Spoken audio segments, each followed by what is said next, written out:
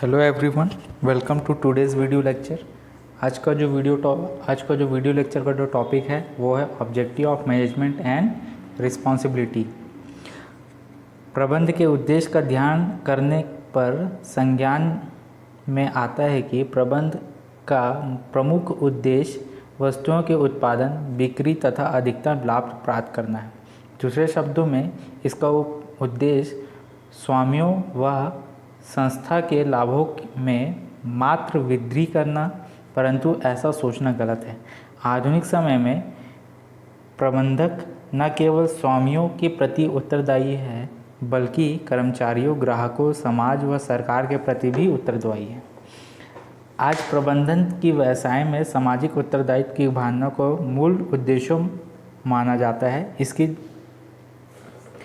तो objective of management का मतलब ये नहीं है कि आप प्रबंधन के काम कर रहे हैं और मैनेजमेंट का काम कर रहे हैं और अपने उद्योग और अपने प्लांट और फैक्ट्री में आप प्रोडक्शन उत्पन्न कर रहे हैं, उसे बेच रहे हैं, बिक्री कर रहे हैं और अधिक से अधिक लाभ कमा रहे हैं।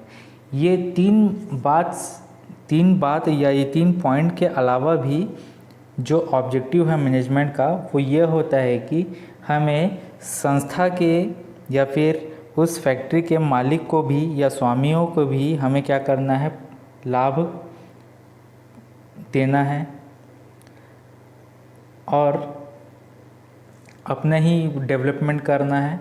ऐसा सोचना गलत है। आज के समय में ये 3 पॉइंट से ऊपर भी हमें क्या करना होता है, आज के समय में काम करना होता है, और वो है अपने फैक्ट्री में काम करने वाले कर्मचारियों के बारे में भी सोचना होता है, आपको ग्राहकों के बारे में भी सोचना होता है, आपको समाज और सरकार के प्रति भी आपकी रिस्पॉन्सिबिलिटी होती है। साथ ही ना केवल हमें स्वामियों के बारे में सोचना है और अपने विकास के बारे में सोचना है, और ना ही हमें प्रॉफिट लॉस के बारे में सोचना है। ये 3 बात तो है, इसे तो सोचना ही है, लेकिन साथ में हमें और 4 चीज़ों को ध्यान में रखना है। वो है कर्मचारी, ग्राहक, समाज और सरकार। तो ऑब्जेक्टिव ऑफ मैनेजमेंट को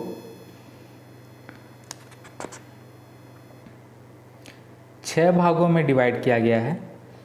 तो इसमें जो पहला है वो है अंशधारियों से संबंधित उद्देश्य। अंशधारी, यहाँ पे अंशधारियों का मतलब होता है शेयर होल्डर से संबंधित उद्देश्य।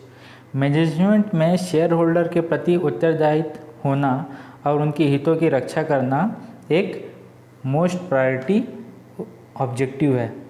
अंशधारियों को प्रॉफिट इसलिए देना होता है क्योंकि वो उस फैक्ट्री के या उस इंडस्ट्री के या उस ऑर्गेनाइजेशन के क्या होते हैं, डायरेक्टर होते हैं या फिर मैनेजर होते हैं, ठीक है, या फिर उन्हें मैनेजर नियुक्त किया जाता है और वो अपना इन्वेस्टमेंट क्या करते हैं, उस ऑर्गेनाइजेशन पे या उस इंडस्ट्री पे किए हुए थे। अगर उन्हें प्रॉफिट नहीं देंगे तो वो क्या होगा, वो आगे ना उस हमारे किसी भी प्रकार के मॉडर्नाइजेशन में या फिर डेवलपमेंट में कभी पैसे इन्वेस्ट नहीं करेंगे। तो वो क्या होगा, हमारा जो आने वाला जो लक्ष्य है या जो हम अपने टारगेट को बढ़ाना चाहते हैं वो क्या होगा, अचीव नहीं होगा। ठीक है, आप एक किसी पर्टिकुलर व्यक्ति विशेष के ऊपर आप लाभ का पूरा दायित्व नहीं सौंप सकते। आप जितने भी इन्वेस्टर हैं सबके ऊपर आपको प्रॉफिट का हिस्सा देना होता है, क्योंकि सभी ने समय पड़ने पर आपको पैसे दिए हैं। दूसरा पॉइंट है कर्मचारियों से संबंधित उद्देश्य। आधुनिक समय में प्रबंधन का एक उद्देश्य उन कर्मचारियों के हितों की रक्षा करना भी माना जाने लगा है जिनका वह प्रबंध करता है। प्रबंध का यह उत्तरदायित्व है कि कर्मचारियों को उचित मजदूरी मिले, उनके कार्य की दशाएं उपयुक्त हो, उन्हें पर्याप्त आर्थिक सुरक्षा उपलब्ध हो, उनका किसी भी प्रकार से शोषण ना हो इत्यादि। प्रबंध का उत्तरदायित्व है कि वह कर्मचारियों के अधिकतम कल्याण को ध्यान में रखे, तभी उपक्रम के लक्ष्यों को प्राप्त करना संभव हो सकेगा। कर्मचारियों को अपने कार्य में संतुष्टि प्राप्त करने होनी चाहिए। उन्हें उचित प्रशिक्षण मिलना चाहिए तथा प्रबंधन में भागीदारी उपलब्ध होनी चाहिए, तभी वह कार्य में रुचि लेंगे, उनकी योग्यता बढ़ेगी तथा उनका इंडस्ट्री में के प्रति लगाव भी बढ़ेगा। तो हमें क्या करना होता है, कर्मचारियों से संबंधित उत्तरदायित्व या उद्देश्य जो है वो ये रहता है कि हमें कर्मचारियों के उत्तरदायित्व का भी ध्यान में रखना होता है। हमें सबसे पहले ये बात होती है कि वो जितना काम कर रहा है, जितने घंटे काम कर रहा है या जिस पद में जितने घंटे काम कर रहा है उसे उसका प्रॉपर महताना मिले। ठीक, उसके जो कार्य करने की जो कुशलता है वो किस फील्ड में स्किल्ड है या ट्रेंड है, हमें उसी डिपार्टमेंट में उसे इंगेज करना चाहिए ताकि वो अपना बेस्ट दे सके, अपनी इफ़िशेंसी से ज़्यादा काम कर सके। उसे आर्थिक सुरक्षा भी देना है, माने उसके पीएफ कटने चाहिए, उसके इंश्योरेंस होने चाहिए, उसे प्रॉपर डीए मिलना चाहिए, एचआरए मिलना चाहिए, महंगाई भत्ता मिलना चाहिए। ये सब चीज़ों को क्या है ना, हमें ध्यान देना होता है। उसी साथ हमें ये भी देखना होता है कि उस कर्मचारी का शोषण ही ना हो रहा हो। मतलब इसका मतलब ये है कि अगर कोई किसी कंपनी में या किसी इंडस्ट्री में कोई काम करता है तो हम क्या करते हैं, या फिर मानसिकता ये होती है कि हमें तो काम करना है। बड़े मैनेजर जो है वो ये सोचता है कि हमें काम करना है, काम करवाना है, कंपनी का काम होना चाहिए, भले कोई भी करे। तो होता क्या है, जो काम करने वाले रहते हैं उनको ही हम काम कराते जाते हैं, और जो काम नहीं करते हैं या जो काम चोरी करते हैं उनको हम क्या करते हैं, किसी भी प्रकार का उत्तरदायित्व तो नहीं देते हैं। तो वैसे में क्या होता है, जो काम करता है वो काम करते रह जाता है, और जो काम नहीं करता वो क्या हो जाता है, वो वैसा ही बैठा रह जाता है। तो एक प्रकार से क्या हो रहा है, जो काम कर रहा है वो इसी का ही शोषण हो रहा है। तो वैसा भी इनइक्वालिटी नहीं होना चाहिए जॉब प्रोफाइल में। अगर वो सेम दोनों या दो से ज़्यादा एक ही पद में हैं और सबके सब एक ही पद वाले जो अगर किसी इंडस्ट्री में काम कर रहे हैं, तो सबसे ज़्यादा हमें ये ध्यान में देखना है कि सभी को बराबर का उत्तरदायित्व मिले या सभी बराबर का काम करें। ऐसा नहीं कि कोई ज़्यादा काम कर रहा है और कोई कम काम कर रहा है, क्योंकि बराबर सैलरी तो सबको बराबर मिल रही है, तो सबको बराबर का काम करना है। साथ ही साथ हमें जैसे जैसे हमारा इंडस्ट्री बढ़ता जाता है, हम प्रॉफिट कमाने जाते हैं, तो वैसे वैसे हमें कर्मचारियों की जो सुविधाएं हैं उसे धीरे धीरे करके बढ़ाते रहना चाहिए। हमें उनके वेलफेयर प्लानिंग के बारे में भी धीरे धीरे करके सोचना चाहिए, ताकि वो क्या कर सके, अपना जो पूरा फोकस है, पूरे इफ़िशेंसी, पूरे स्किल को क्या करे, अपने कंपनी में लगाए और हमें मैक्सिमम प्रॉफिट निकाल कर दे। साथ ही साथ ये भी देखना होना है कि अगर कोई एम्प्लॉय अगर किसी डिपार्टमेंट में काम कर रहा है, लेकिन वो उस डिपार्टमेंट के वर्किंग इन्वायरमेंट से अगर खुश नहीं है, या फिर वो काम उस डिपार्टमेंट में काम नहीं करना चाह रहा है, तो हमें क्या करना है, अगर उसे प्रॉपर वो काम क्यों नहीं करना चाह रहा है, अगर उसे काम नहीं आता इसीलिए काम नहीं करना चाह रहा है, या फिर उसका इंटरेस्ट नहीं हो इस फील्ड में इसीलिए काम नहीं करना चाह रहा है, तो हमें अगर लगता है कि उसे काम नहीं आता तो उससे हमें प्रॉपर ट्रेनिंग देना है। और अगर हमें पता चलता है कि अगर वो उस डिपार्टमेंट से बिलोंग नहीं करता या उस फील्ड का नहीं है, तो हमें उससे रिलेटेड फील्ड या उसके क्वालिफ़िकेशन से रिलेटेड फील्ड पे, डिपार्टमेंट पे हमें उसे भेज देना चाहिए, ताकि वो क्या कर सके, अपने मन से ज़्यादा मन लगाकर अच्छे से काम करे। तो ये एक कर्मचारियों से संबंधित उद्देश्य होता है हर एक मैनेजमेंट का। थर्ड पॉइंट है वो है ग्राहकों से संबंधित उद्देश्य। ग्राहकों से संबंधित, अब ये तो सबसे इम्पोर्टेंट पॉइंट है, ग्राहकों से संबंधित उद्देश्य माने कस्टमर से ज़्यादा कोई इम्पोर्टेंट नहीं है। अगर आप कितनी भी बड़ी फैक्ट्री लगा लो, बहुत प्रोडक्शन करने वाले हो, लेकिन अगर आप अपने ग्राहक को खुश नहीं कर पा रहे हो तो आपका सामान नहीं बिकेगा।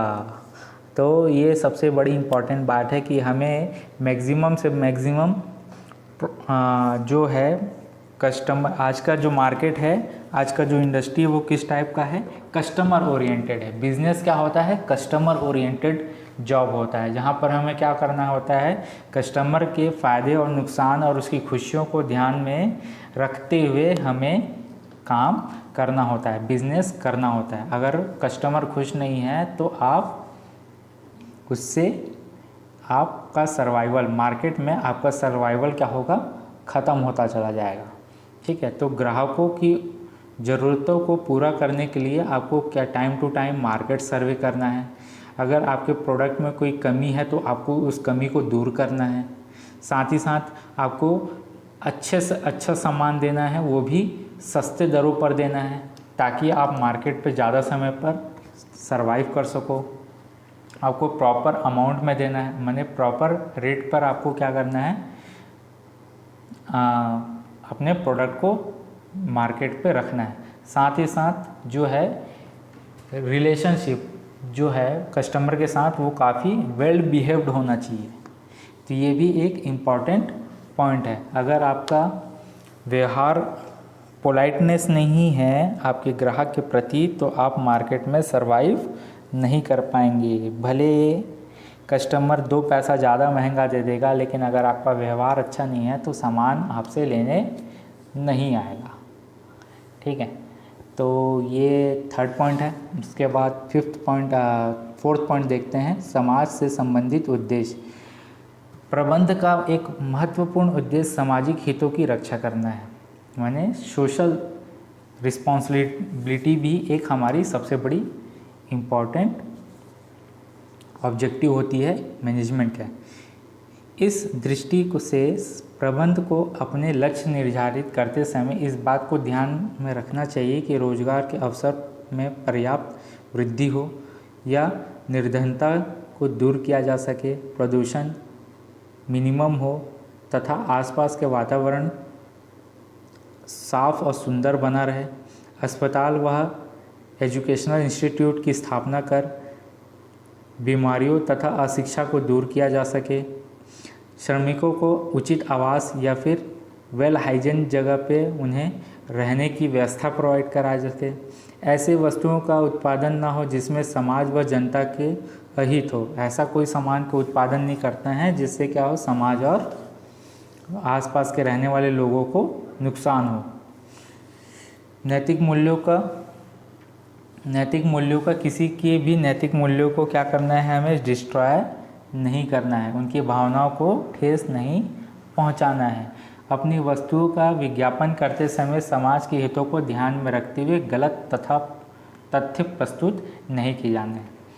मतलब अब यहाँ पर समाज से रिलेटेड, अब इस पॉइंट में आपको लिखना और इस पॉइंट को आपको समझाना काफ़ी आसान होगा। समाज से रिलेटेड होगा तो क्या होगा, हर प्रकार से जन कल्याण से रिलेटेड जो भी पॉइंट्स होंगे वो इस पे होंगे।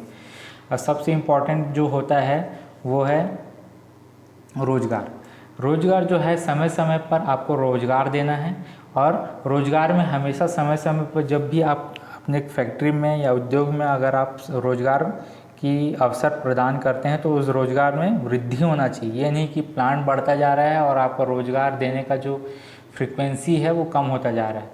पता चला बड़ा फैक्ट्री है, वैकेंसी निकल रहा है, एक दो वैकेंसी निकल रहा है, तो ऐसा नहीं होना चाहिए। अगर फैक्ट्री बड़ा है तो आपको वैकेंसी भी ज़्यादा नंबरों पे होना चाहिए। साथ ही साथ प्रदूषण मिनिमम होना चाहिए। हमें आसपास के नेचुरल रिसोर्सेज और नेचुरल इन्वायरमेंट को नुकसान नहीं पहुंचाना है। अगर हमारे पास प्रॉफिट अच्छा है तो हमें हॉस्पिटल का इस्टेब्लिशमेंट करना चाहिए, एजुकेशनल इंस्टीट्यूट का इस्टेब्लिशमेंट करना चाहिए, ताकि क्या हो सके, वहाँ के जो एम्प्लॉयज़ हैं या आसपास के लोगों हैं वहाँ इलाज करने हॉस्पिटल में इलाज कराने जा सकें। और उनके जो बच्चे हैं या उस आसपास में रहने वाले गांव या शहर के जो बच्चे हैं उनको पढ़ने के लिए या उनके पढ़ाई के लिए एक अच्छा स्कूल होना चाहिए, ताकि वो क्या कर सकें, अपने स्टैंडर्ड ऑफ लिविंग को क्या कर सकें, बढ़ा सकें और एक अच्छा समाज की स्थापना कर सकें। तो ये एक इम्पॉर्टेंट चीज़ें हैं। साथ ही साथ हमें एम्प्लॉयज़ को एक अच्छा रेसिडेंशियल एरिया प्रोवाइड करना चाहिए। और ऐसा कोई भी प्रोडक्ट हमें नहीं बनाना है प्लांट में या इंडस्ट्री में जिससे क्या हो, समाज को नुकसान हो। और दूसरा जो है, जब भी हम एक चीज़ हम ध्यान देते हैं कि कभी भी हम अगर प्रोडक्शन या प्रोडक्ट बनाते हैं तो उसकी मार्केटिंग करते हैं। मार्केटिंग करते हैं तो मार्केटिंग क्या करते हैं, मार्केटिंग का जो सबसे बेसिक चीज़ें होता है वो है एडवर्टाइजिंग। हमें एडवर्टाइजिंग में ऐसी कोई भी चीज़ें नहीं दिखानी हैं जो किसी भी समाज के किसी भी वर्ग के लोगों को क्या करे, ठेस पहुंचाए, और ऐसी कोई गलत चीज़ें नहीं दिखानी है जिससे क्या हो, आपके प्रोडक्ट के बारे में नेगेटिव बातें फैले मार्केट में। क्योंकि जो चीज़ दिखती है, जो चीज़ अच्छी होती है, जो चीज़ सामने वाले को पसंद आती है, वही चीज़ मार्केट पे बिकती है। तो ये पॉइंट है, इम्पॉर्टेंट है। उसके बाद सरकार से संबंधित उद्देश्य, तो प्रबंध का सरकार के प्रति विशेष रिस्पॉन्सिबिलिटी होता है। प्रबंध के लिए या मैनेजमेंट के लिए आवश्यक है कि वह इस बात को ध्यान में रखे कि कानून का पालन उचित ढंग से हो, उसकी कमियों का लाभ न उठाएं, सरकार को कर ईमानदारी व समय पर अदा किया जाए, उद्योगों को या फिर इंडस्ट्रीज़ को नीति उपक्रम की नीति सरकारी नीतियों की पूरक हो, ना कि उनके प्रतिकूल हो। देश हित के में किए जा रहे सभी कार्यों में अपना पूर्ण सहयोग प्रदान करना चाहिए। तो मैनेजमेंट का जो है, किसी भी इंडस्ट्री का या फैक्ट्री का जो मैनेजमेंट है, उसका एक उत्तरदायित्व होना चाहिए सरकार के प्रति कि वो इस बात को ध्यान में रखे कि वो अपने इंडस्ट्री में गवर्नमेंट के द्वारा जारी किए हुए कानून या लॉज को या फिर गाइडलाइन को प्रॉपरली फुलफ़िल करता हो, उसे उचित ढंग से अपने फैक्ट्री में पालन करवाता हो सभी लोगों से। किसी भी ये नहीं कि अगर किसी गाइडलाइन में कोई कमी है तो उसका फ़ायदा उठाकर अपने प्लांट में या अपने उद्योगों में गलत काम करवा रहा हो किसी से। सरकार के प्रति सबसे इम्पॉर्टेंट जो रिस्पॉन्सिबिलिटी होती है वो है टैक्स पे करना। अगर कोई फैक्ट्री या कोई उद्योग अगर अपना टैक्स चोरी करता है तो वो सबसे बड़ा क्राइम है। तो आपको टैक्स प्रॉपरली पेड करना है। सरकारी नीतियों को पूरी तरीके से पालन करना है। उसका कोई गलत मैसेज आपको ना कर्मचारियों को देना है, ना आसपास के समाज में या फिर सोशल मीडिया में फैलाना है। आपको उसको प्रॉपरली फॉलो करते हुए अपने जितना भी गाइडलाइन दिया हुआ है, जितने भी लॉज बने हुए हैं, उसको फुलफ़िल करते हुए आपको क्या करना है, अपने फैक्ट्रीज़ में सरकार के उत्तरदायित्व को पूरा करना है।